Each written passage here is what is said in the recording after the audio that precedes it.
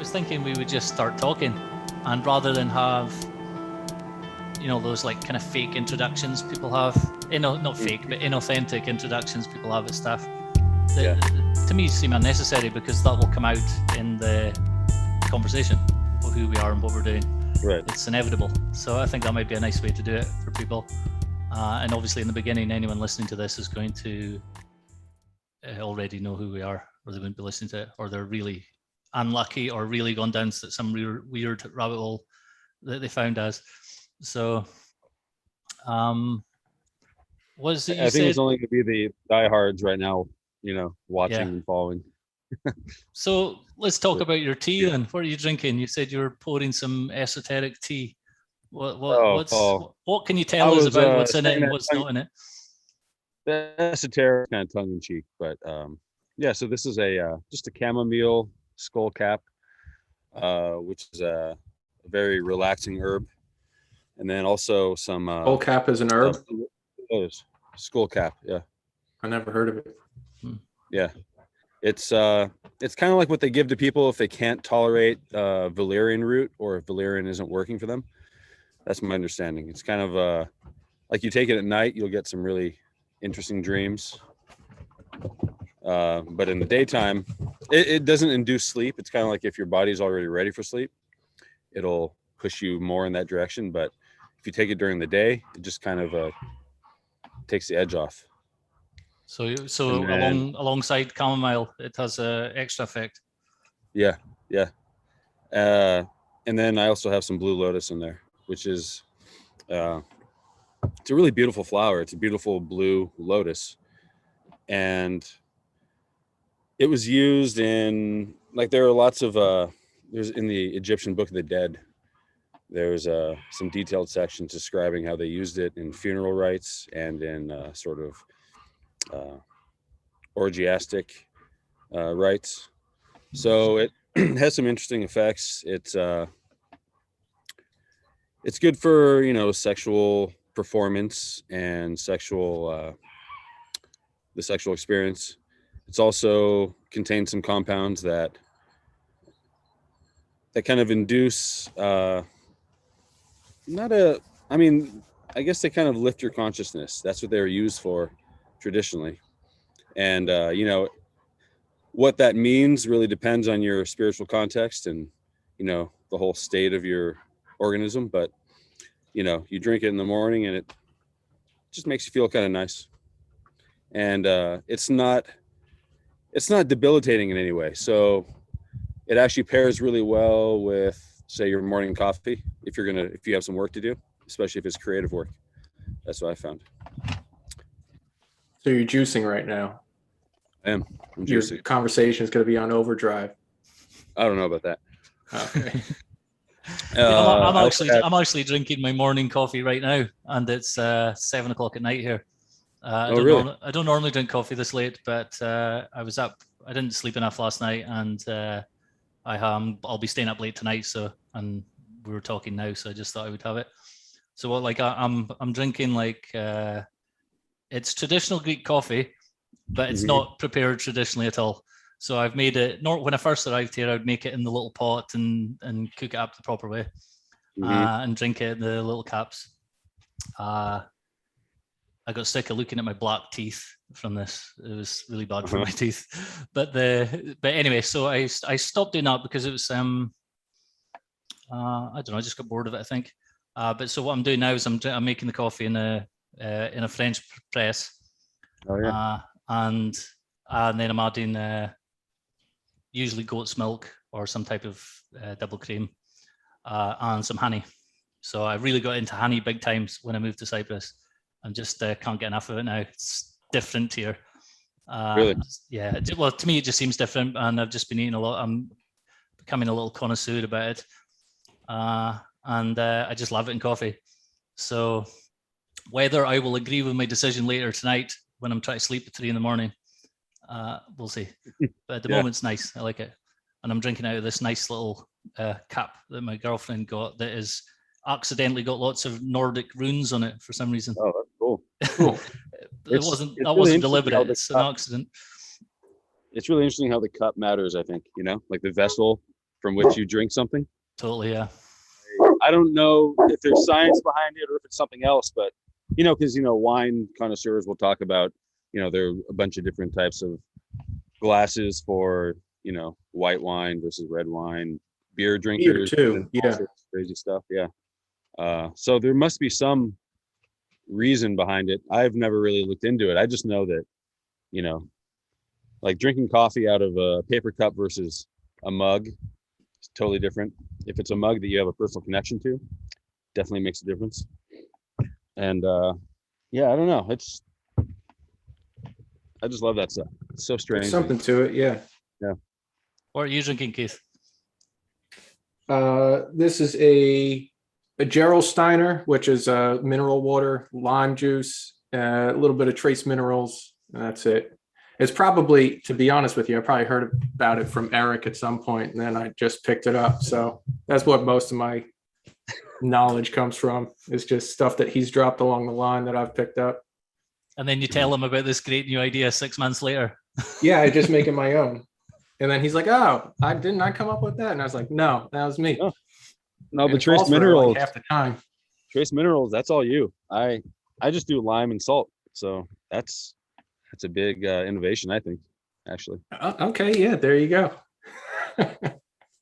It's definitely built off of something I've seen you share before, though. Mm-hmm. So, like, for anyone listening to this, we as three know each other from Twitter, and we kind of gravitated towards each other and met that way. So why did we become friends on Twitter? What is it about what we're talking about, or the way that we talk about things, that is either a little bit different from the way other people are, or is something that we have in common? What do you think it is? The first thing that comes to my mind would be that we all have an approach that's kind of, it's not like a mainstream approach. It's kind of outside the box, or maybe I should put it this way. We're all open to things that are like an external way of learning about something, external from like what's commonly accepted. So I guess there's a big openness factor if you want to talk about like a psychological element, which we all share. I think that's true. We're very open to different styles of thought or different techniques or anything like that. So I think that's one thing that kind of where we all overlap. Yeah. I was when you were asking that question, I was actually trying to think back to how we actually met, and met, of course, on Twitter, not in person. And I'm actually having a hard time coming up with a moment or a thread. And I suppose I could probably go back and look through the timeline or check DMs, but so that's my question to you. Do you guys actually remember exactly where you connected with, either with me or with each other? No, I don't remember. I just remember you two either coming up regularly or maybe a few times came across you. And I don't know, there's something about Twitter, you just kind of get a scent for people. Especially then when we first came across each other, it was still really heavily platitude based, our kind of corner of Twitter. So like when somebody was just kind of talking or sharing things in a more kind of real way, or I don't know what it is, you just kind of you pay attention to those people. And there's always been people that I would follow who I didn't interact with for a while, maybe didn't even like any of their stuff. I didn't actively like it or retweet it or anything, but I'm always following the narrative of what they're talking about or their experiments or whatever. I don't know if you guys were one of those ones or not. I don't really remember the first interaction, but there really isn't that many people who come into that category. Not really, I mean, it's for me anyway, it's noticeable when someone's, as I say, they just smell differently on Twitter. So, yeah. But I don't know how long the process from the beginning to now was. A couple of years ago now, I think, probably. Yeah, Kevin, I'm not really sure. I think I had followed you for a while, or you came up I don't know. When there's a pattern of someone continuously coming up, and then you start getting into their stuff, and then when I guess I didn't really even. I guess we probably replied to each other on Twitter a few times, but then I finally DM'd you when I wanted to do a session with you for posture. Oh, right. Yeah. So that was about a year ago, I think, if not a little bit longer now. And Eric, I think a lot of the interest came through, I guess, like shared interest in nutrition, and I think when COVID first started, I started to bake bread, and I made bread this one time. And I was talking with Matt, who is another one he's pretty much off of Twitter now, but he DM'd me in a message with Eric, I think, and they were kind of ribbing me about the bread or something. So that's where that all started. That's when we really started talking more frequently, I would say, which was about a year and a half ago, 2 years ago. Yeah. I forget exactly when, but those are the two instances when I first had first conversations, more than just liking or replying regularly. And then I think we're all part of a Discord group at one point as well, weren't we? Oh, that's right. The upstream, yeah. Discord. That had an interesting effect, actually. That I noticed that because it made it easier to continue becoming friends with people on Twitter. It made it more easy. It was almost like, because you now knew the same person in two different places, it made it feel, I don't know, there's something that you felt like you knew them better, or you had more in common or whatever. And well, it meant more than just you had a connection with them too. So right. It was like you and the other people that are also interested in the same stuff. So it's more added another level of cohesion, I think. Yeah, definitely. Yeah. Yeah, I think I did a post, or a series of posts on traditional Scottish diet and lifestyle, and I think Kevin, you may have replied, or or it struck a chord with you for obvious reasons, and I think that's when you maybe got on my radar. Yeah. You mentioned something about it recently as well. You said about you posted a snippet from a book you were reading about some Highlander that was drinking the whiskey, milk, and eggs in the morning. That was his breakfast, and it just rang a bell straight away, because I was like, that's what my dad's father used to drink every morning. And they used to kind of make fun of him. He's like, even right until the end, he used to the eggs and the milk every single morning, whisked up with the fork. He didn't put whiskey in it, but I could see why people would do that if you're about to go out into the field in the morning in the Highlands and wintertime. I could see that just for just being pure rational thing to do. That was really cool when you said that, because it really made it real, because so many of these things are just abstractions. I mean, how do you really know if that was true? But then, I mean, just a single anecdote from you really drives it home. Yeah, I mean, and he was like scientific thinking, but that's he how used I think. To say to me, my mother asked him about this years ago, and he said to her, "Oh, it's good for keeping your back up," meaning get what they would say now on Twitter. It's good for your T levels. But but it's he just knew that from experience, not from people saying it. Obviously, it's just the way it was done. So yeah, I think I vaguely remember writing that thread. I'll look that back up a long time ago. So I was saying to Keith earlier that I'm it's a big gap in my kind of knowledge and behavior. What is nutrition and this kind of stuff. It's one of the main things I'm trying to get a little bit better at, and I'm more of a. For me, it's it was never interesting to me in terms of this sensory nature of cooking and ingredients and things. It just never appealed to me. So I have to kind of fit it into a bigger picture. that it just becomes more meaningful or interesting to me. Mhm. I kind of have to trick myself. Otherwise, I'll just do some fad for a few weeks and then forget about it. So it's beginning to change now, which is good. And like you were basically the first person I ever started paying attention to who was talking about nutritional stuff online. It's just Cool. never interested me before. How is it changing for you? You said you're actually making changes recently. Just for starting with just being more aware of where things come from, what goes with what, like just real basic stuff. And I've always I've been able to cook for a long time, but really basic. And from the point of view of nutrition, I just didn't really bother at all. I just, as long as I ate meat, I didn't care. But it's more interesting to me now because I see how it connects with other things, and I can see how it's many of the people who are talking about things in a way that I find interesting.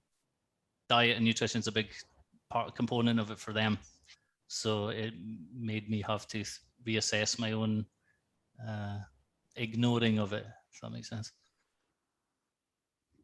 Yeah. Eric, I mean, you've probably been a wealth of knowledge for so many people, but have you always been that way? Have you always been interested in nutrition, or is it something that you just kind of, or is there an event or something you started to do or something that caused your interest in the beginning? Yeah, it started with, let's see, it was my late 20s, mid to late 20s. I got a dog, I got a puppy. And at this time my wife and I, we were married, and we were working really just random jobs. Like I was a waiter. She was running, we were both working at the same restaurant. I was doing some grocery delivery on the side, really like menial stuff, just I was just scattered. And then I get this dog, which we clearly weren't prepared for. We were living in an apartment and we were constantly out of the house. And so he was a puppy. He was about 10 weeks old. In the first few months, we were just doing what you're supposed to do with the dog, right? You buy puppy kibble and, you put it in his bowl and he eats it, and then you take him for walks. And I noticed that he wasn't really doing so well health-wise, I mean, you'd go to pick up his poop and it was just, it was just soft and smelled horrible. And I thought to myself, I'm like, this doesn't seem like, why does it, it didn't seem like it was supposed to be like this. And so I started looking into different dog diets. And I'd never thought about my own eating. And I realized, and then I came to the conclusion that, you go to a zoo and they feed the animals their natural diets based on what they would eat in their natural wild environment. Now, why don't we do that for dogs? And so I started feeding them raw meat and bones, which is what, a wolf, which is the closest approximation to a dog in the wild, would eat. And he just had this remarkable transformation of health and vitality, and everything was just great. And then I started thinking about myself. And at this time like I said, I was working in the food industry. I was waiting tables, and that's not the healthiest industry. You're up late, you're like eating food left and right. You're drinking too much. And I'd grown up pretty athletic. I played basketball, I swam, but at this age, I was probably like 60 pounds overweight. Like right now I'm 195. Then I was 250. I had a decent amount of muscle still, but I was just a fat guy, and health was really bad. So I decided to look at my own health the way I looked at my dogs. I said, look, I'm an animal. Maybe there's a natural, biologically appropriate diet for man. And so I discovered the paleo diet, this was back in like 2007, 2008, when it was a really fringe topic. Mhm.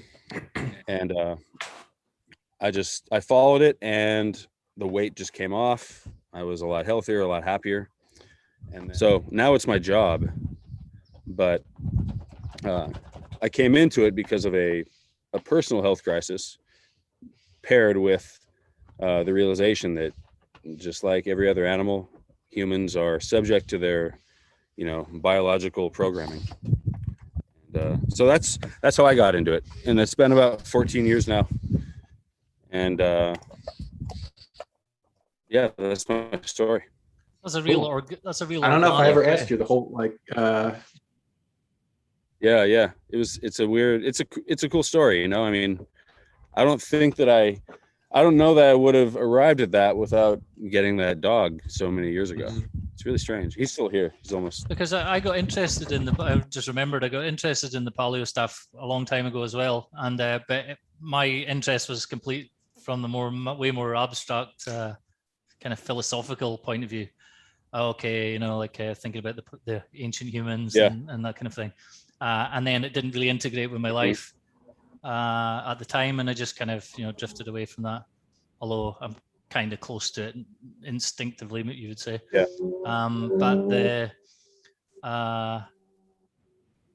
But yeah, it's interesting. Yours is much more like practical, hands-on, solve a real problem in front of you, starting with your own dog, and then yourself, and then build it up like that, and then you're kind of like obviously have big picture view of it and philosophy of it as well. Yeah. It kind of came after, Right. Yeah. I guess there are many paths, you know what I mean?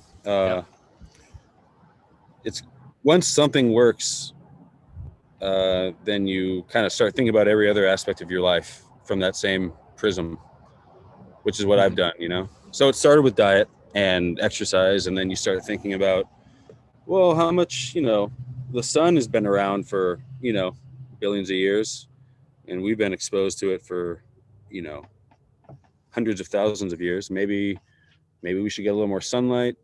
These artificial lights that we have up in our house are, they're kind of novel to our species. Maybe we should think about how we use them. And so, yeah, it just bleeds into every aspect of your life. I mean, it's just a really good, it's a good way to generate hypotheses about what might be healthy and unhealthy. It's not the final word, but then it's a good starting point, I think.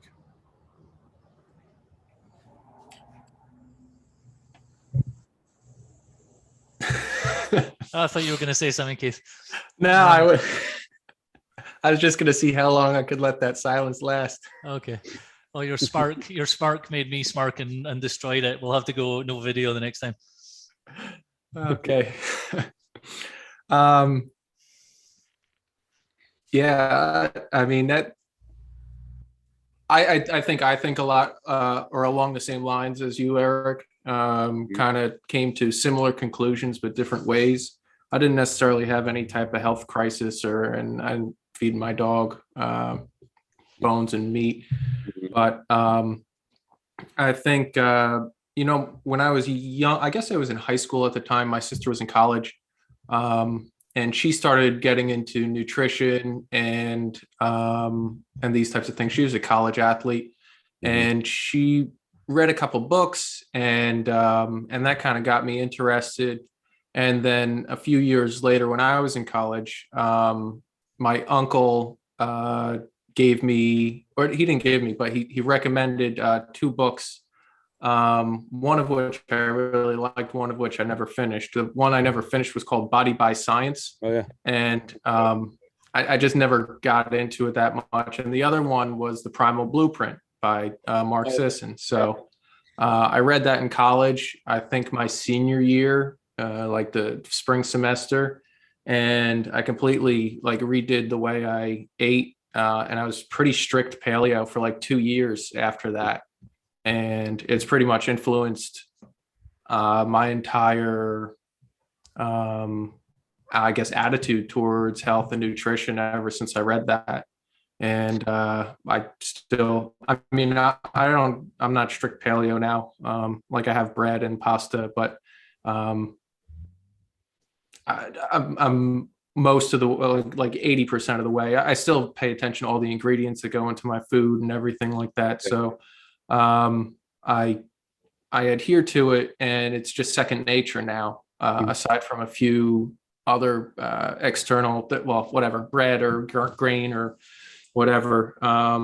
But I tolerate all that stuff well, and it doesn't seem to be a detriment. So at this point, I've made it well past the like initial experimentation or fad phase, and I don't even think about eating any other way. So it's just very much ingrained in how I do everything, and similarly, how it's influenced how I think about things. Again, like you guys said, in a broader context beyond just health and nutrition, just a more natural approach to everything. I mean, everything has that I don't know what you want to call it, lens or lens to it. So I think that's obviously something Eric and I really resonated over. Is just that shared a lot of shared vision and that type of stuff. Yep. How has that way of thinking influenced your own fitness experiments and behaviors, and how you plan on teaching other people? Oh, well, that's a good question. I mean, for me, I've been attracted to the same, I guess, philosophy, but through a fitness lens. It's just, what can you do naturally? Can you do it outside in nature? Minimal equipment, pretty much. I've never had a gym membership. I don't go to a gym. I guess in college I would go with friends to like the weight room and stuff like that. But outside of that, I never. That was just free because it was part of your tuition. But I never had a gym membership, and I've always been the focus for me hasn't been so much like gaining a ton of muscle or anything like that. It's been more of a focus on, can you move well? Are you agile? Are you athletic? What types of movements can you do to stay healthy? So I feel like there's a big overlap between how I think about nutrition, how I think about fitness. And in terms of how I lead people, I mean, I do like over the summer, at least once a week, I meet up with my friends on the beach, and I pretty much lead a whole workout about once a week, if not more. And it's all just pull-ups, running, lunges. I mean, there's some kettlebell stuff and just other weird pieces of equipment I picked up, but a lot of that is just how can you best move and control your body in kind of the way that it's meant to move and be controlled. So I think I don't necessarily have the same goals as a lot of people when it comes to fitness. A lot of people want to either gain a ton of muscle or lose a lot of weight. And I don't necessarily, I mean, not that those are bad things. I mean, that's great for anybody who likes to do it, but that's not necessarily my approach. It's more so just, can your body function in a way that keeps it healthy for a long time? And can you do all the things that it asks of it? Are you functionally fit? That type of thing. So that's kind of where my mentality goes towards. So I want to be able to hike whatever 15 miles in a day. And then I don't want to break my back when I bend over and pick something up. So whatever type of fitness informs all that is kind of my approach. And I'm constantly doing like small experiments too. I don't necessarily know if I could do all of the movements before I try them. So I'll try it in a way that I pretty much know I'm not going to get hurt. And then see if I can expand on it from there. So even when I do a workout session, I don't have a set like program in my mind. I just make it up as I go. And as you're going through a movement, you're like, oh, how can I, like, that's a process for me. It's like, how can I switch it up as I'm doing it, what can I add to it? Can I make this a little bit harder if it's too easy? Can I back it down if it's too hard? So it's a constant like iterative process. And I just essentially I'll pick like a piece of equipment for the day and just figure different stuff out with it. So today I used my dip bars, but I'll do stuff. I'll just pick up like a weight vest and what can I do with that today? Or a kettlebell, what can I do with that today? And it's just every session is kind of creative. It's good for me, bad if I'm teaching or if I have to create a program for someone, because you need a little bit more structure than that, someone that doesn't necessarily know how to experiment. But I mean, for me, that's my approach, and I think it's suited me well. I don't know if it works for anybody else perfectly, but I'm to the point where I see a lot of people. I just turned 30, so I see a lot of people that are in the same age group as me, and they're not necessarily able to keep up with the same level of activity or fitness, or they've gotten fat, or they're just not strong. They stop paying attention to their health. And it's easy to be strong and fit and everything when you're 22 years old. But I think as years go on and you're able to maintain that, it just shows that you're kind of on the path that you get a lot of longevity, or longevity of your fitness ability as the years progress on. And that's kind of my goal, is to, I mean, I remember this line from the Primal Blueprint, where Sisson says something like, you want to grow to be 90 and drop dead. You don't want to go through all like the aging process or whatever, bad health, poor health, and all that.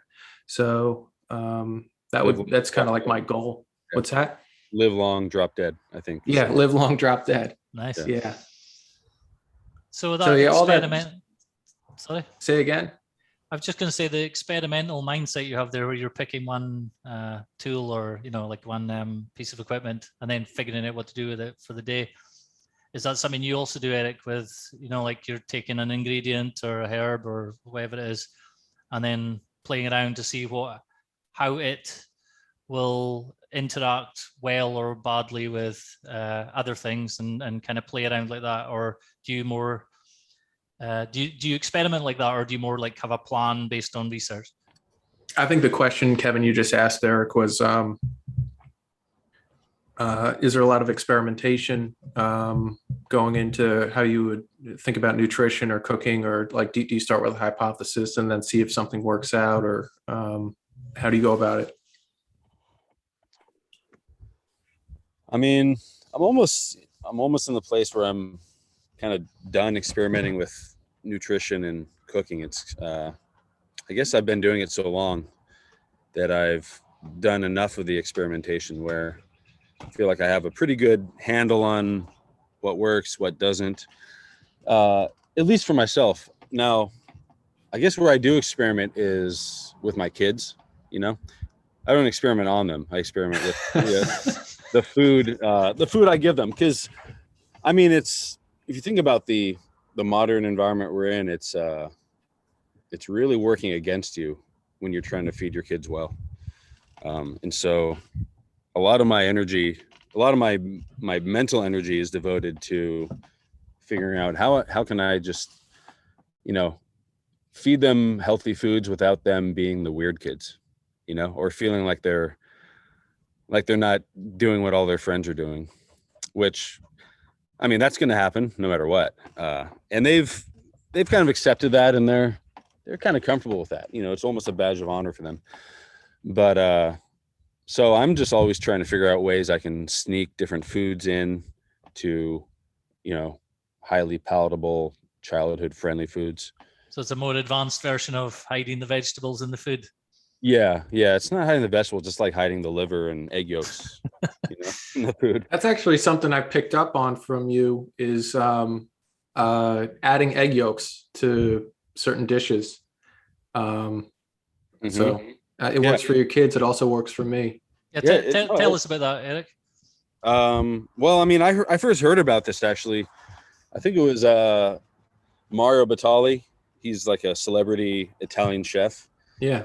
remember watching him make some pasta sauce, and at the end he turned the heat off, and then he dropped in like 2 egg yolks and just stirred it in, and he said, that just adds body to it, which it definitely does. I mean, egg yolks are a really good source of lecithin or choline, which is sort of a binder. It helps things emulsify, so it really increases the body of a dish, and that really stuck with me. And so when I had kids and they started to eat human food instead of breast milk, I wanted to figure out ways to incorporate egg yolks into pretty much everything they ate, because it's just one of the most, this is, anyone listening will, they're probably slonking raw eggs as we speak. But for those who don't know, the beauty of an egg is that it contains everything that you need to build an entire organism. And so it has all the vitamins and cofactors and minerals that you need to construct a baby chicken. And it's going to be incredibly nutrient dense. It's sort of like a little multivitamin. And so I just whisk it into everything. I mean, sometimes I'll add it to their milk, or if I make macaroni and cheese, definitely there are like a few egg yolks going in. Any smoothie can handle 3 to 4 egg yolks. You can make homemade ice cream and just make it, heavily, almost like a custard, so rich in egg yolks. And it's a pretty mild flavor that a kid won't notice. I mean, my kids like eggs, so it's not a big deal if they do taste it. But say when they have friends over, I don't change the way I cook. I still, make it all crazy, and the kids don't know any difference. And yeah, I mean, Keith, when you said you've been doing it, I mean, I do it too. That's the beauty. It works. It works on adults too. Yeah. You can do it yourself. Yeah.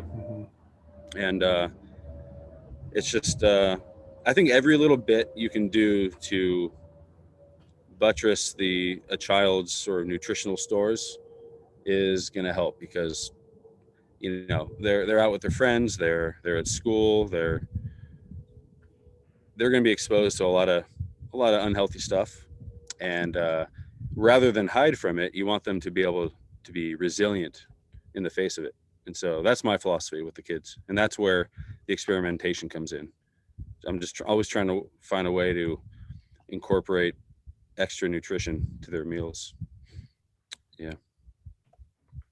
Yeah, kids, I guess they don't always respond to eat it because it's good for you. They don't understand that. They want something that tastes good, that will kind of adults don't respond to it either. Most of them. Yeah, that's true. Yeah. I mean, some people are disciplined where they just eat stuff that they don't like because they think it's healthy or whatever, but kids especially don't put up with that. Yeah. You think you're immortal when you're young. Mm-hmm. Is that a copper cup, Eric? No, it's clay. Oh. It's like I think it's a Chinese tea set. I'm not sure. It's kind of cool. But I found it at a thrift store here in town. And it's a really great thrift store, because we have an aging population here, and so there's always really interesting antique ware showing up there. And so I go every few weeks, and you can find all sorts of old books, and there's really good pottery, and I'm hoping it's not full of lead or whatever, but I'm sure you know a potion that will counteract the lead. No, I don't. Yeah. So what would you say then, if we're this kind of way of looking at things, then it's more about, we talked before one time about it being, we're trying to find a word to describe what we're trying to do. And, the closest we came to is kind of integrated. I don't know if it's the right word or not, maybe it is, but what's you guys' thoughts on this, and how would you go about describing what it is, whatever this thing is we have in common, this way of looking at it? And I think lots of people are coming round to this way of looking at things, and this will maybe help inspire a few people to keep going down that line. So what is it like? How how do you describe this to people? Is there a word for it, or is there no word by its nature? For me, I don't know that there's a word. We discussed this last time because it's almost like it describes everything. So how do you describe, the totality of reality in a word? But and so, I mean, I've tried to sort of describe this. It's not even a thing. It's a feeling, or it's just something, the interconnectedness of everything. And I've always come up short talking to friends in real life about it. But where I think you can really make it connect is maybe the same way that we discovered it, and that's through sort of bottoms up, interaction with one little thread of it, and realizing how it's connected to, say, how nutrition is connected to exercise and your ancestry, and then and then you 10 years later you're making weird connections with with politics and stuff. I mean, it's just, I think you have to find a thread and just follow it. I don't know that you can take a bird's eye view and just say, oh, this is how it all works. I mean, I'm sure someone greater than I can maybe do it, but I've never been able to. So the way I've done it is just kind of, if I'm trying to introduce it to someone else, I just, it's a really long process. It's kind of like, you just start talking about nutrition. You cook some meals with them, you go on a hike, and things just flow from there. And then the conversation opens up. Yeah, I think that the struggle, I mean, well, now I'm questioning it in my mind. I mean, a lot of what it is not necessarily an intellectual pursuit. It's like an experiential thing. So you're not going to understand a lot of this stuff unless you actually do it and try it. Mm-hmm. It's not something that you could read a book and you're going to automatically understand why it's important, the way of integrating all these different things. But when you act it out, when you live it out, it seems like that it almost makes it self-evident why doing things a certain way is important. And it's based on your experience of those things. Now, the reason I said I was questioning it, because Kevin, actually, your approach to posture is actually very intellectual. It's thinking it out. It's actually giving yourself commands and all that. But that's also not how you got to where you are. That's almost your most recent layer on top of a very experiential process. Yes, but it is experiential, because it's not just the theory of it intellectually. It's immediately put it into practice, and then look on the video. Did you just do the thing you said you would do? It's like always theory into practice. That's why I always call it experiments to people rather than exercise. Or treatment, or therapy.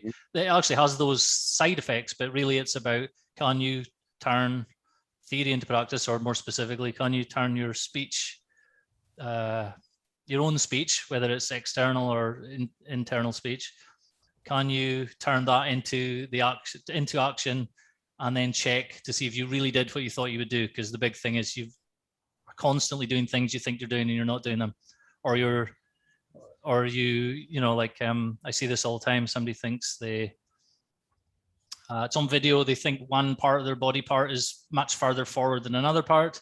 And then on the video, they're not just off, they're complete opposite. So like if you're sitting, if you're trying to change your posture or whatever during the day, and you're understanding where the parts are backwards from reality, you're just going to get into more of a mess. This is why you need to use the video. So the intellectual side is you have to get out of the feeling. You have to temporarily escape the feeling. And I think this is what you're meaning about the experiential. You have to sort of, I like to say, like zoom out and zoom in, or to sort of step outside, use the video, analyze from a kind of as if you're another person. And then you just go back into the experience again of moving stuff. Because obviously you're not going to go around giving yourself every little detail of every single movement, talking to yourself like that in a complete crazed, like a computer, obviously, because I mean, I'm not like that at all. But yeah, my path to this was through very body-based experiential techniques. And it was kind of following them through to what seemed like the end to me, and some dead ends. And it needed to step outside of the experience in order to go back in and change the experience. Does that make sense? Yeah, absolutely. So, I mean, I think we talked briefly last week, but is that something you would want to share? I mean, Eric and I both shared how we kind of got interested or grew into what we are doing. What about you? Well, now I kind of group my way of looking at things now, just not using the sort of umbrella term psychophysical. It's just the best word I've found. It's not ideal, it's not perfect, but that's kind of the word I use to throw everything into at the moment, to say that everything has a mental and a physical component. Everything has, spiritual, emotional component. All these things are, integrated or intertwined, or one aspects of one thing, or however you want to describe it. But what first got me into that was, which seems like nothing to do with posture, is having a seizure. In 2007, I was on the street in London, and woke up, I felt my consciousness come to a little point in my head, the top of my head, like at the middle of my forehead, and then I just blacked out. Woke up in hospital, smashed up face. Had no history of epilepsy or anything like that. And then I was just left with this just chronic twitching and chronic contorting of the body, and just constant fear of it happening again anywhere I went. So this lasted a couple of years of the side effects from this. I went around all the neurologists and various other specialists who all wanted to give me medicine. I refused, and for some reason I just had an intuition one day. I needed some kind of conscious movement, which I had no experience of, didn't really know about. And then I got involved in things like that, and then by moving by moving in a deliberate way rather than and avoiding the feelings and just deciding to move in a different way, got rid of all the side effects, all the problems, physical symptoms I was having from after the seizure. And then from that moment I was like, okay, so they're telling me it's a neurological thing, it's inside your brain, and you need to change the chemicals and then it'll change. And I was like, but I just did some movements. So me, the conscious self, was doing the movements, and it's obviously must have done something to the chemicals in the brain and all those things on the inside. So then I thought, okay, so mind body really are connected. Obviously I'd heard this idea, and I was interested in kind of, like I'd read lots of, you'd call like spiritual and occult kind of books and stuff. So I knew people would talk about these things, and that was when it became real for me. I was like, okay, so every time I got paranoid about having another seizure, this physical symptoms got worse. Every time I did some kind of new movement techniques that reduced the physical symptoms, then I stopped having the seizure symptoms of like actually about to black out or whatever. And then it got like, so that kind of convinced me of the mind-body connection. And then after that, I started noticing one kind of weird, what people now are talking on Twitter about, like esoteric stuff. Whenever anything like that happened, or like weird coincidences, just sort of interesting synchronicities and stuff, I would feel the seizure about to kick in again. And there's this very weird time where I couldn't read certain books. As soon as I read them, it was opening up my mind to bigger ideas, and then I would feel it kicking in again. So at this point, I was just completely convinced it was like, I just couldn't separate the physical reality from the mental reality. They just seemed to be intertwined. So I just stayed at that for years, and all the while I just became a bit obsessed with the posture stuff because it was affecting the posture. It was like visible. I've got old pictures of me at parties when I was younger, and I'm just like contorted over like a pretzel. It's just horrible, And I was pretty decent looking when I was, in terms of posture, when I was, up to about the age of 12. So I worked on that.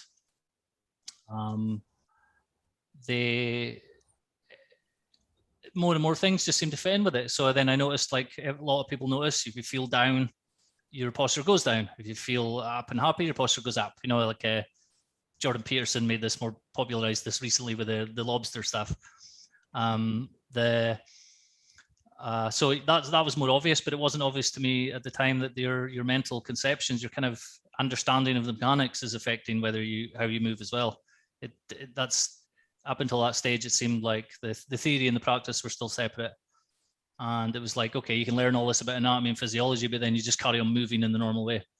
So then I, just to keep the story short, then I learned the way I've been teaching now, which is more, as you said, like the way of intellectually understanding the mechanisms and having a kind of mental model of posture, and then try to get your body to obey your commands to go from what its current structure to the new structure, which is easier said than done. And it's psychophysical all the way through. So in a sense, it was just kind of solving my own problem and then just becoming obsessed with it. And I'd always been interested in like in the way that Eastern spiritual practices had a physical component to them, where you had to do something physically. It wasn't like they weren't just philosophizing. They were doing that as well, but there was things you did. And then it seemed like the West didn't have this. They just had the academic world, and then you had, like maybe at most bodybuilding, which I don't classify as a psychophysical process in the way that I'm discussing here. It is in a limited sense, though. And then I just started exploring, well, why has the West not got this? There's obviously cultural, historical reasons, but it seems like they probably did have it. So then we're kind of interested in looking into the ancient Greeks and figuring out what they knew or didn't know or seemed to be playing with, because for us now, looking back at, so if you take the Greeks specifically, but obviously every culture has something similar, it looks like there's lots of different things. Okay, they're doing maths, they're doing philosophy, they're doing the athletics. But for them, I think this was all one thing, and these were all coming out of one sort of total view of life that these things sprung from. So for us now, my main interest now is how to take the pieces and not just simply put them back together, because all the different components, like the physical stuff and the academic stuff and the philosophy and everything else, it's all gone. It's on its own path now, and these things are all very fragmented. So you can't really just piece them together like kind of Frankenstein, which is what people are trying to do now. They're trying to pick and mix all the different techniques and theories and mash them together. So for me, it's how do we, for us now, have a sort of integrated approach, for want of a better word, that gets us back to that whole way of thinking that's right for us now. And obviously we can take things from people in the past or take things from people now and experiment with them.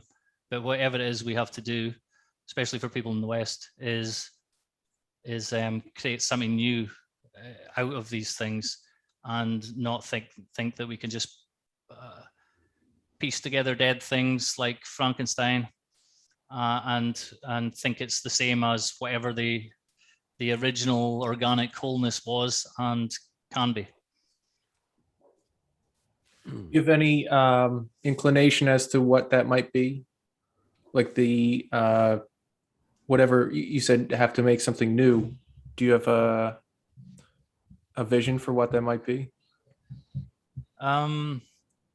Yeah, well, it goes back to what you're saying about the intellectual approach to the posture and stuff. I think for people in the West, it has to be something, the physical, the physical practical practice, the thing that you can see someone doing, that they do on a daily thing. Obviously the Eastern examples, there's obviously Tai Chi, yoga, Zen, even, the African tribes have their own versions of this. Everyone has something, but the West doesn't seem to have it. But for us, it needs to be something that takes into account our kind of scientific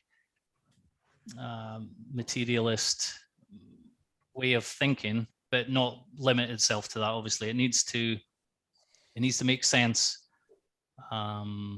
for us in a kind of scientific, logical way first, and it has to be something that you don't have to believe. You don't have to believe stuff because people just pick and mix. They'll take a technique from an Eastern system and they'll just drop all of the theory and all of the traditional, all of the traditions and all of the concepts and stuff that go with that, and then they just implant it into the West. So they'll take like the meditation from some types of Buddhism and then just stick that into the West and then try and be a Westerner with this, and then and they try and connect it in with modern science or whatever. That's why you have meditation rooms on the Google campus and stuff like that, Perfect example, yeah. So I think that's a dead end too. I think it's just not organic. That's like Frankenstein. Let's try to put them together and create this monster that they're creating. But so for us, it needs to talk to that our kind of cultural beliefs, which is kind of this scientific way of doing things for all its limitations. So for me, that's and one other thing, it has to talk to just a simple problem that people feel they have, and one of the main problems is posture. That's why I focused on the posture thing. But really, it's much broader. I could apply it to anything. I could apply the exact same technique to memory, remembering things. And you wouldn't know I was talking about the same thing, but it would be the same technique. But so I applied it to posture because it's big. It's relevant for most people. But also, there's something uniquely Western about it in the sense that the postural problem, because it's really aggravated and accelerated by technology, and technology kind of is the Western tradition now. It's kind of is our. That's it's our water. If we're the fish, that's the water. We don't even notice it. So for me, the way out of it, whatever systems we create, and I'm just experimenting with coming up with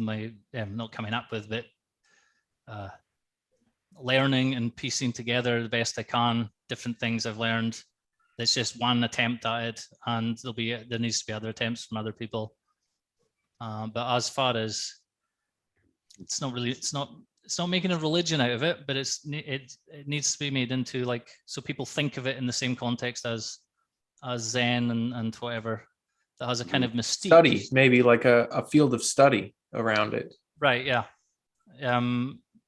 It's very interdisciplinary as a field, because 1 minute I'm reading papers about fascia, and then the next minute I'm reading the way most recently the way the Sufis would work their schools and the teacher-student relationship, and how to use stories to help people change without them even realizing they're doing it. So I've started using stories a lot more when I'm teaching about in the posture lessons, because there's only so much mechanics and movement like that anyone can take. But also, so I'll tell stories, but there'll be not just stories about people, but stories about things, this is how a pendulum works, how a pendulum does this, and that kind of metaphorical way of looking at things. But yeah, it's not making a religion out of it, but it is trying to make people think of it more like a spiritual practice, because to me, your posture is spiritual in the sense that it's your mind-body relationship. It's always there. It's not something you just get done with and move on. It's something you're in the middle of learning. You had to learn to stand up and walk, and then you just went with what you learned then. And for most people, we haven't continued learning about how the mechanisms can do work and how they can work. And then we've got this culture of symptom removal. But for me, the problem is it's an educational problem. We haven't taken this kind of natural instinct that children have to play with the mechanisms, to understand the mechanisms, to break things apart, see how they work. If that was applied to our movements and our selves, and by self I mean the whole mind-body system, they would naturally know this stuff, and you wouldn't need a guy like me on the internet teaching them over Zoom. or whatever solutions people go to. It would just be natural, because it is natural. But but what happens is you arrive at school and then you go to this room to do the maths, and you only do maths there. You go to this room to do English, and this room to do PE, physical stuff, or whatever it is, or art. When really those are, the solution is having a way of looking at things that includes all of those. Obviously, you need to specialize in things to get things done, obviously, but you mean an integrated view of things? yeah, I was trying to avoid the word. So that's basically, so it's like two things: avoiding disintegrating and trying to do things that help integrating. That's been my interest basically all my life. It was really highly just purely intellectual when I was younger, but it's much more, I have to see something happen on video now or I'm not happy with it, which is kind of, that kind of experimental idea, but I'm not like a natural self-experimenter. Although what I do now is teach people how to self-experiment, because obviously I can't do it. The good thing about being on Zoom is they know they have to do the work themselves. I'm not going to do it for them. But but I had to train myself to do that because I had no other solution. So just to go back to your thing, Keith, earlier when you said about I didn't get to the intellectual way of looking at the posture, I had a more experiential build up to that. Is the turning point was I was feeling amazing. I'd never felt better. I felt the most free. I felt the best posture and movement and those sort of things. And then I started looking at myself on videos, and what I saw wasn't what I felt at all. And because I'd spent so much time on it, it was really clear for me. It was like a beginner maybe not notice how big a deal this is, because it's just like, okay, I thought I did this and you told me I did something else. They kind of ignored it. But it's like, goes right to the core of human reality, is sense of reality. We're constantly deluding ourselves, constantly, in a way beyond that we even think. I mean, I've analyzed hundreds of people now. I don't think there's been anyone who hasn't done something that was the opposite of what they were convinced they were doing at some point during the lesson. It's amazing. It's myself included, even now. So it's not like something that goes away. So the stepping outside and having some kind of intellectual way of experimentally looking at it before going back into normal life and living and being whole again, it seems to just be a necessary step. So like the way I think about it now is to go from whole to the parts to the whole. So you're a whole being and you're going around moving. You break everything into parts and see how it all interrelates and decide how you would like the relationships to be. So for me, with posture, it's bony parts, moving, bony parts. And then you go back into the movement and then you come back out again. Then you analyze and see what was happening. And eventually those two things just become more aligned. So your mental model of what you're doing starts aligning with the physical model you can see and you can map out, like in screenshots or in a video or something like this. So, do you, when you work with clients, do you get some pretty strong reactions, because I imagine it probably shocks them to look at their own video. Oh yeah, I've had angry people. I've had people get angry a few times, because you're really like, I don't know if you ever did it, Eric, but a session with Kevin is very frustrating, and not anything on him. Just you're frustrated with yourself because you're like, I can't do what you're telling me to do. I can't do what I'm telling myself to do. So I can understand why people get angry, because it's like, I'm trying to move what you're telling me to move, but it's not moving. So, and I mean, it's like, it's everybody this applies to. I mean, I've had people like professional sports guys, I've had all different types of people, and people who are way more physically accomplished and skilled than me, way more everything than me, way smarter than me. Almost everybody's smarter than me. It must be to do with this corner of Twitter, but I think we all feel like that. Everybody has the same thing, and they get more frustrated if they're sometimes they get more frustrated the more accomplished they are, because they expect to be able to do things. And it's just like any other new skill, but because it's so intimate to you, your movements, you don't think of it like a skill or a tool, but really you're using your body parts as tools. You're trying to do something. It's all instrumental at this level. So it can be pretty frustrating. So I've had frustrated people. I've had people mostly it's more curious fascination people get, because they're like, whoa, I didn't know that this world of this other way, well, not just another way of moving, but also, shit, I've just deluded myself all the time. It really rattles you. It rattles you. And but the main on a practical level, it's people think they're falling over. I deliberately put people out of balance. So because your sense of equilibrium is basically just a habit. And as soon as someone is out of it, you just feel like you're falling. And you can see on the video, so I love the video, you can see in the video, the person's the structure is more aligned in such a way that they're less likely to fall. It's a more stable structure, just pure mechanics. But the person doesn't feel that. The person feels like they're falling over. Yeah. It's amazing. I'm always amazed by it. It's one of the things I find most addictive about it. It's really like there's a real trickster element to it.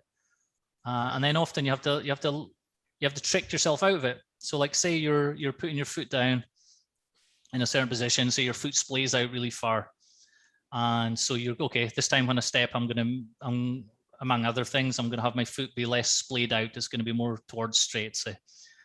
And the person does it, and then they think they did it, and then they look down and they've just moved a tiny bit in, nowhere near. And they thought, I really did that big.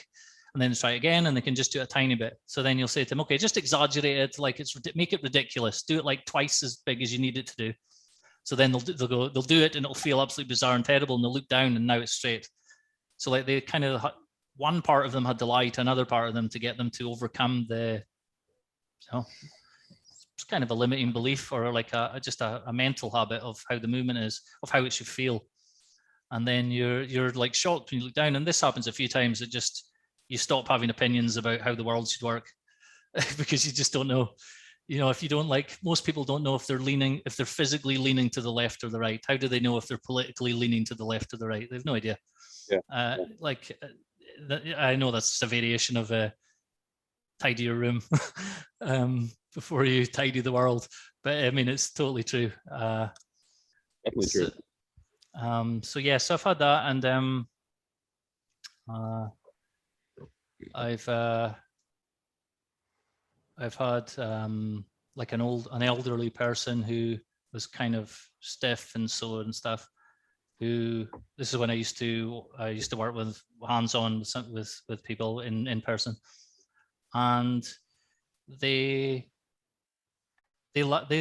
sounds like you're being this is going to sound weird, but it sounds like you're being a bit cruel to them, because you're saying to them, do this, I know it's sore and you can't do this, and do this and try this, move this part here, and all this kind of thing. You're really pushing them.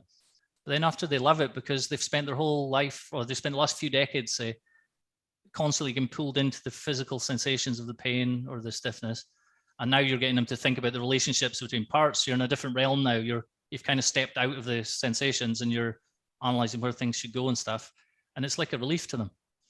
It seems like it seems like it would be hard, but actually it's a relief, because they're trapped at that level of awareness. So obviously you need the level of awareness of sensations and feelings, but I always say to people, use that for other things, but for your posture, you'll never fix posture with just feelings,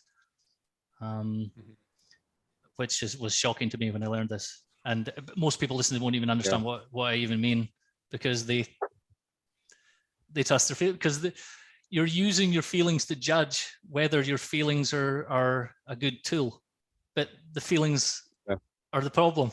So like you're judging with a broken instrument. You're measuring with a untrustworthy instrument, and so like you. So that's why I always teach one-to-one, because how do you get someone to do this on their own? Totally different. I have a question. What's the biggest breakthrough you've seen? Like, have you seen someone come to you for posture help and then sort of graduate to a greater change, a deeper change in other parts of their life? Maybe there's their spiritual side. Because if we're talking about these being avenues to greater integration. I wonder what you've seen with your practice. Yeah, so like most people don't. Every now and again, I get someone will talk about the spiritual kind of implications pretty early on, but there's a limited amount of people. It's not that many. So then I'll discuss it. Usually I avoid it because you're using words and you don't know, do people mean the same word as you're saying, and do they have the same meaning attached to the same word or whatever.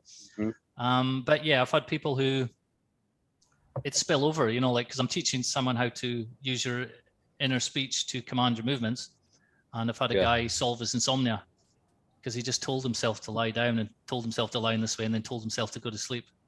He just changed his inner speech. So that's uncommon, but that's an example. That was like one lesson. That was like that. Yeah. So the main kind of spiritual benefit people have said to me was it's just controlling your inner speech.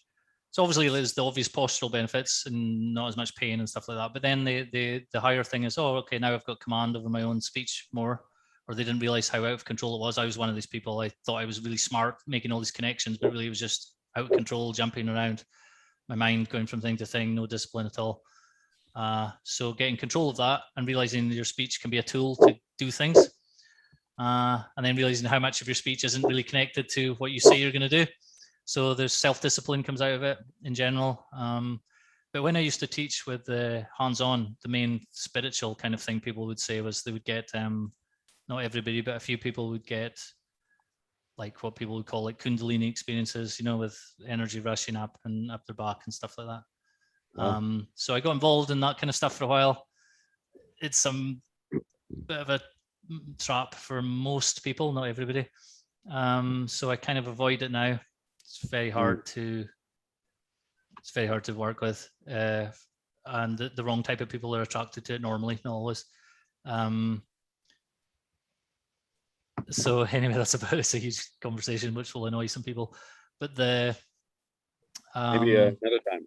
I'd like to hear about that. So I mean, when I dismiss a lot of these, not dismiss, but I kind of step aside from a lot of these things because I have experience with it. It's not like I don't know, but anyone who's into that kind of stuff right now will be saying, oh, he's just not had the real stuff, or he would. So there's no point me debating them.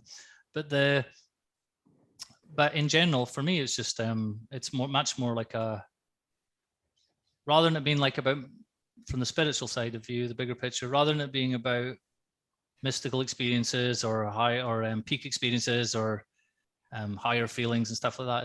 It's more closer to the kind of when people more talk about it's more closer to the kind of like a waking up side of the spectrum where you're kind of detached but not sitting detached outside like a zombie withdrawal from life. You're in life because you're controlling the movements. So like I stopped meditating and concentration practices and things like that I'd been doing when I started this because it's already in what I'm doing. And for me, this is much better because it's making me more practical and more action oriented. For other people, that's maybe not what they need. They need slowed down and they have to do something where they're just withdrawing and, shutting themselves down, incubating much more. So, I mean, it depends on the person. It also depends what stage of life they're at. Some people are ready for some things and some people aren't, and everyone needs to go through a phase of wasting 5 years going down the wrong path before realizing it's just the way of it, I think.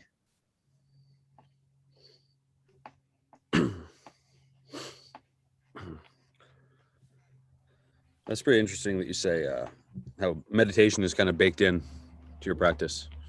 I think that's true for a lot of things. For a while I was trying to, because I'd read about all the health benefits of meditation, and you'd listen to a Tim Ferriss podcast, and he's usually there's someone on there talking about meditation of some sort, and I could never really get into it. I would try, but it never really stuck. And I realized the few times it did work, quote unquote, I was just kind of like, it was just an interesting sensation. And I found myself kind of chasing that, you know, it was almost like a non-pharmacological drug experience, you know. It was like, oh yeah, that was a really cool headspace I was in. But then I realized, like, what is that really getting me? It's just chasing a sensation.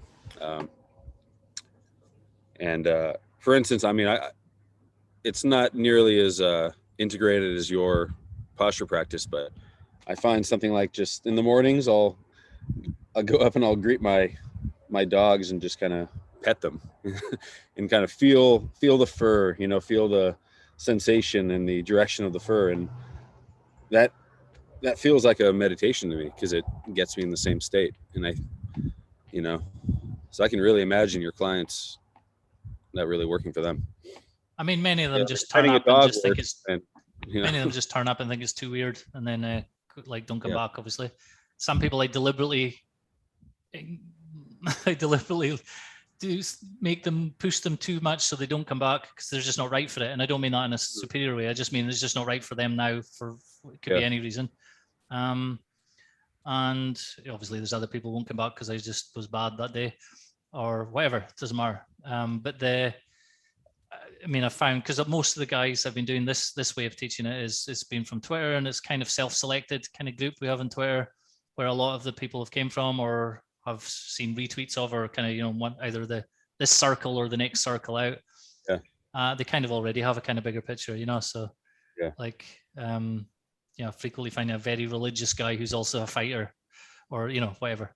It's like, it's things that never used to be, it's things that people don't think about going together in a person, but it's really common.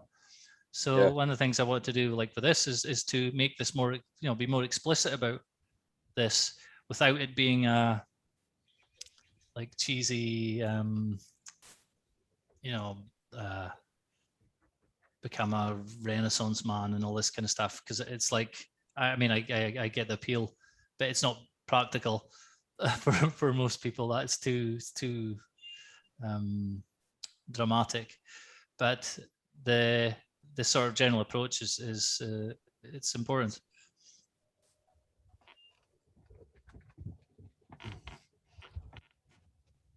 So we still haven't come up with a better word than integrated. No. And there's alignment. It's sort of a synonym.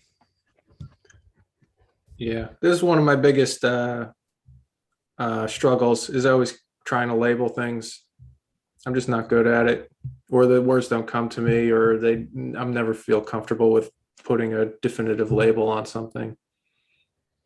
Mm-hmm.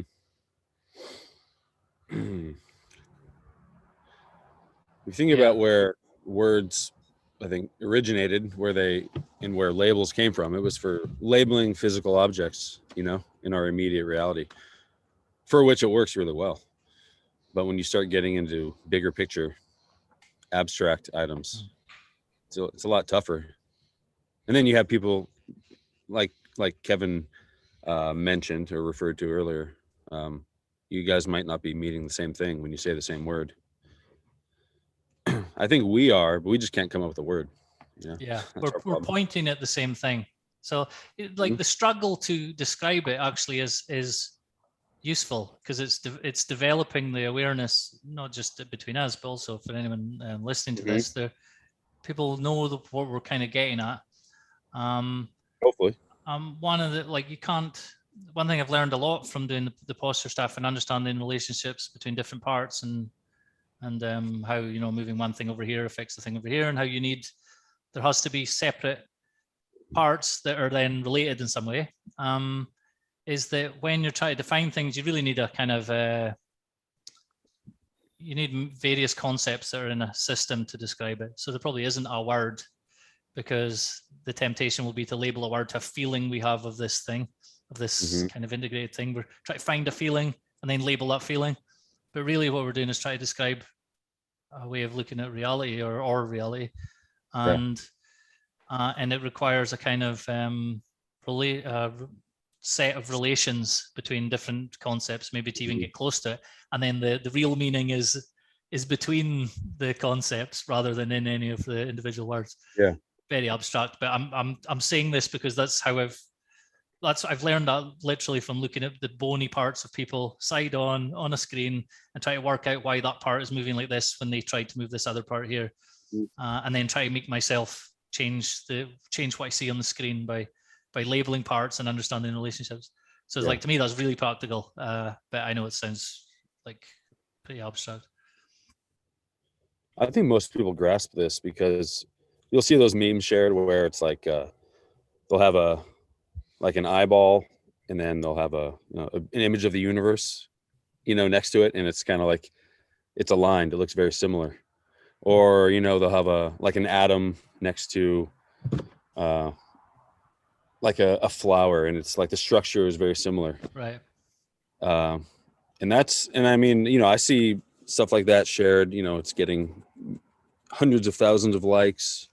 So I think people intuitively understand that things are all connected, and there are layers of language and metaphor that are literally true. It's just it's hard. I mean, it's a tough one. It's a tough one to describe. I was reminded when Kevin, one time you posted something about standing up tall, like brings you toward the light. Oh yeah. In a very literal sense, but also in a figurative sense. It's and like kind of hunching over brings you toward the darkness. Like in a, sure, you're in a shadow, you're toward the darkness, but you're also, it changes your neurotransmitters, it changes your mood to stand up tall. And so that's what really got me thinking, because I realized that it was true in multiple senses. There was another one where I think it was also practical. Yes. Yeah, it's practical. Yeah. So I think I remember the same tweet that you were talking about, and it was something about like you want to grow up towards the light, and like literally when you think about that, like your whole spine, you can I know you said don't go on feeling, but you could feel when your spine is kind of lengthening upwards, like if you're going through the crown of your head all the way back down your spine. So you could feel that, and your posture gets better. And well, everything kind of more so falls into an alignment. You feel more open. So it is also, not only is it a metaphorical truth, but it's a practical thing too.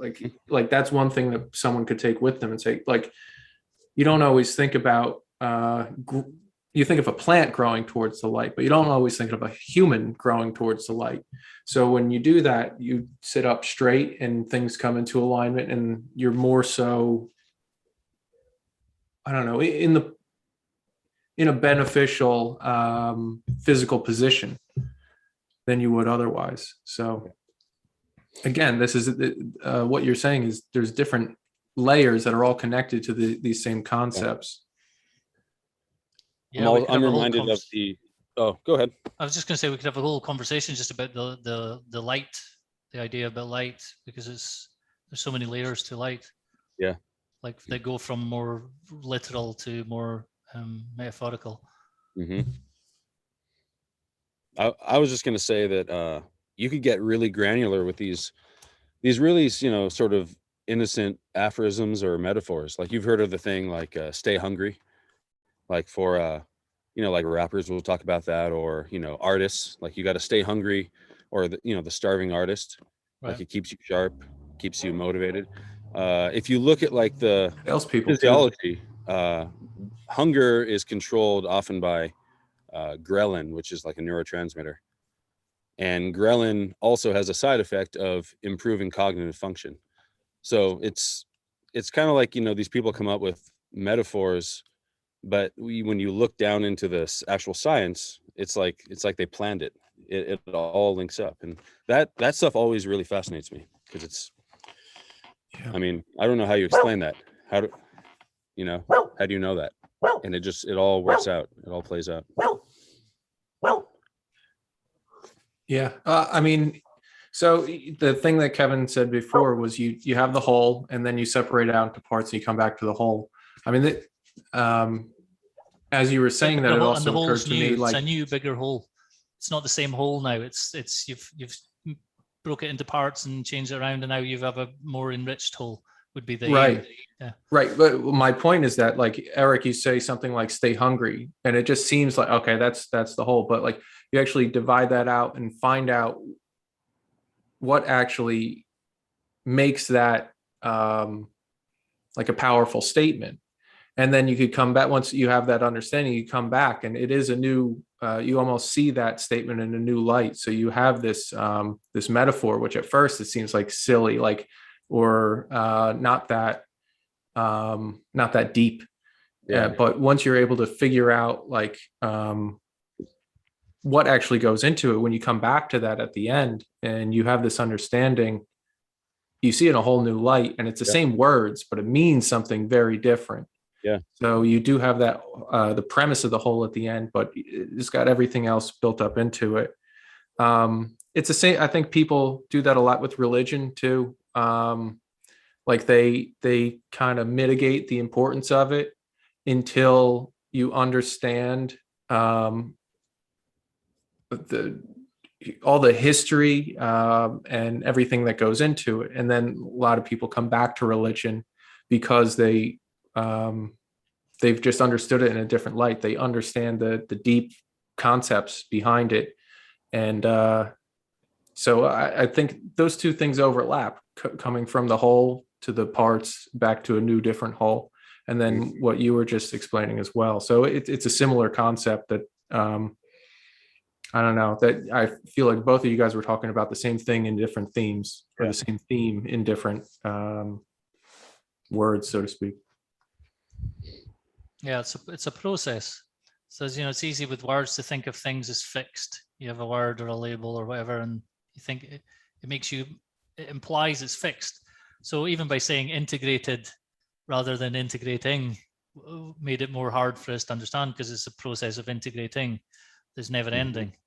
It's not something that you have. It's something you're doing or being done to you in some way. Yeah. We've been going quite a while, and I know at 3:00 we got that breath class coming up with Erwin.